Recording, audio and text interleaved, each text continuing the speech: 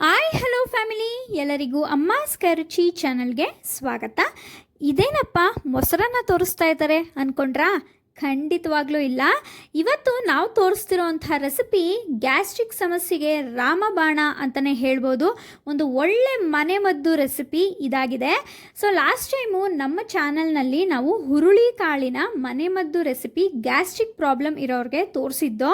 ಆದರೆ ಅದರಲ್ಲಿ ಸ್ವಲ್ಪ ಜನ ನಮಗೆ ಹುರುಳಿ ಕಾಳು ತಿನ್ನೋದ್ರಿಂದ ಗ್ಯಾಸ್ಟ್ರಿಕ್ ಹೆಚ್ಚಿಗೆ ಆಗುತ್ತೆ ಮೇಡಮ್ ಅಂತ ಕಮೆಂಟ್ ಮಾಡಿದರು. ಆದ್ದರಿಂದ ಅಂಥವ್ರಿಗೋಸ್ಕರ, ನಮ್ಮ ಜನಕ್ಕೋಸ್ಕರ ಇವತ್ತು ನಾನು ಇನ್ನೊಂದು ಅದ್ಭುತವಾಗಿರುವಂಥ ಒಂದು ಮನೆ ಮದ್ದು ರೆಸಿಪಿನ ಗ್ಯಾಸ್ಟ್ರಿಕ್ ಸಮಸ್ಯೆಗೋಸ್ಕರ ತೋರಿಸ್ತಾ ಇದ್ದೀನಿ. ಸೊ ಖಂಡಿತವಾಗ್ಲೂ ಹೇಳ್ತೀನಿ, ಈ ರೆಸಿಪಿನ ನೀವು ಖಾಲಿ ಹೊಟ್ಟೆಯಲ್ಲಿ ಬೆಳಗ್ಗೆ ಗ್ಯಾಸ್ಟ್ರಿಕ್ ಇರೋರು ತಿನ್ನೋದ್ರಿಂದ ಅದ್ಭುತವಾದ ಒಂದು ರಿಸಲ್ಟ್ ಕೊಡುತ್ತೆ. ಹಾಗೆ ಗ್ಯಾಸ್ಟ್ರಿಕ್ ಕೂಡ ತುಂಬ ಕಡಿಮೆ ಆಗುತ್ತೆ. ಹಾಗಾದರೆ ಇದು ಹೇಗೆ ಮಾಡೋದು ನೋಡೋಣ. ಇಲ್ಲಿ ನಾನು 1 ಕಪ್ಪಷ್ಟು ಮೂಲಂಗಿನ ತುರಿದು ಇಟ್ಕೊಂಡಿದ್ದೀವಿ. ಇಲ್ಲಿ ನಾವು ಒಂದು ಚಿಕ್ಕ ಸೈಜಿನ 3 ಮೂಲಂಗಿನ ಬಳಸಿದ್ದೀವಿ.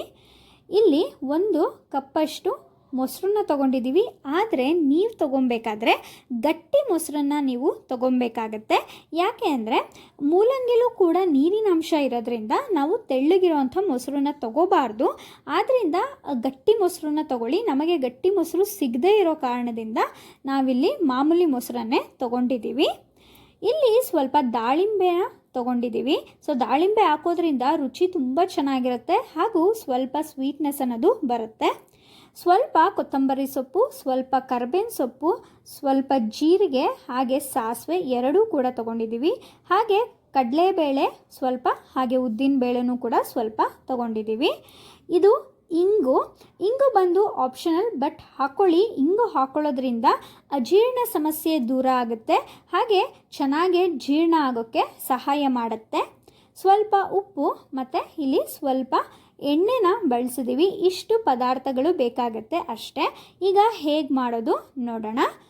ನೋಡಿ, ಇಲ್ಲಿ ಒಂದು ಬಾಣಲಿಗೆ ಒಂದು ಟೇಬಲ್ ಸ್ಪೂನಷ್ಟು, 2 ಟೇಬಲ್ ಸ್ಪೂನಷ್ಟು ಎಣ್ಣೆನ ಹಾಕ್ಕೊಂಡು, ಎಣ್ಣೆ ಸ್ವಲ್ಪ ಬಿಸಿ ಆದಮೇಲೆ ಒಗ್ಗರಣೆಗೆ ಸಾಸಿವೆ, ಜೀರಿಗೆ ಒಂದು ಕಾಲು ಟೇಬಲ್ ಸ್ಪೂನಷ್ಟು ಹಾಕ್ಕೊಂಡ್ರೆ ಸಾಕಾಗತ್ತೆ.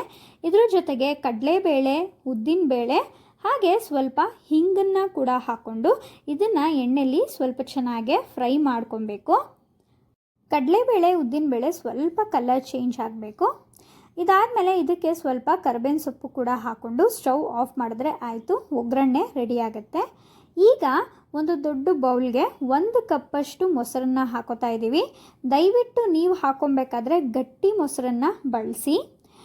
ಅದಾದಮೇಲೆ ಇದಕ್ಕೇ ಸ್ವಲ್ಪ ತುರಿದಿಟ್ಕೊಂಡಿರುವಂಥ ಮೂಲಂಗಿ ಕೂಡ ಹಾಕೋತಾ ಇದ್ದೀವಿ.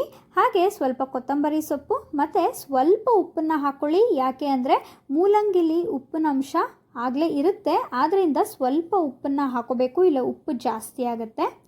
ಇಲ್ಲಿ ನಾವು ಒಗ್ಗರಣೆ ಕೊಟ್ಟಿರೋದನ್ನ ಪೂರ್ತಿ ತಣ್ಣಗಾದಮೇಲೆ ನಾವು ಇದಕ್ಕೆ ಹಾಕೋಬೇಕು. ಸೊ ಪೂರ್ತಿ ನಾವು ಒಗ್ಗರಣೆ ಕೊಟ್ಟಿರೋದನ್ನ ಪೂರ್ತಿ ತಣ್ಣಗೆ ಮಾಡಿಬಿಟ್ಟು ಅದಾದಮೇಲೆ ಇದಕ್ಕೆ ಸೇರಿಸ್ಕೊಳ್ಳಿ. ಈಗ 1 ಕಪ್ಪಷ್ಟು ಸ್ವಲ್ಪ ದಾಳಿಂಬೆ ಹಣ್ಣನ್ನು ಬಿಡಿಸಿ ಹಾಕೋತಾ ಇದ್ದೀವಿ. ಇದು ಆಪ್ಷನಲ್, ಬಟ್ ಹಾಕ್ಕೊಂಡ್ರೆ ಮಾತ್ರ ತುಂಬ ರುಚಿಯಾಗಿರುತ್ತೆ. ನಾನು ಹೇಳೋದಾದರೆ ದಾಳಿಂಬೆ ಹಣ್ಣನ್ನು ಹಾಕ್ಕೊಳ್ಳಿ, ಟೇಸ್ಟು ಕೂಡ ತುಂಬ ಚೆನ್ನಾಗಿ ಬರುತ್ತೆ. ಇದೆಲ್ಲ ಹಾಕಿ ಇದನ್ನು ಕ್ಲೀನಾಗೆ ಮಿಕ್ಸ್ ಮಾಡಿದ್ರೆ ಆಗೋಗುತ್ತೆ. ಸೊ ನೋಡಿ, ಈ ರೀತಿಯಾಗೆ ನಾವು ಇದಕ್ಕೆ ಹಿಂಗನ್ನು ಬಳಸಿರೋದ್ರಿಂದ ಹಿಂಗಲ್ಲೂ ಕೂಡ ತುಂಬ ಉಪಯೋಗಕರವಾಗಿರುವಂಥ ಅಂಶಗಳಿವೆ. ಸೊ ಅಜೀರ್ಣ ಆದಾಗ ಸಹಾಯ ಮಾಡುತ್ತೆ ಜೀರ್ಣ ಆಗೋದಕ್ಕೆ.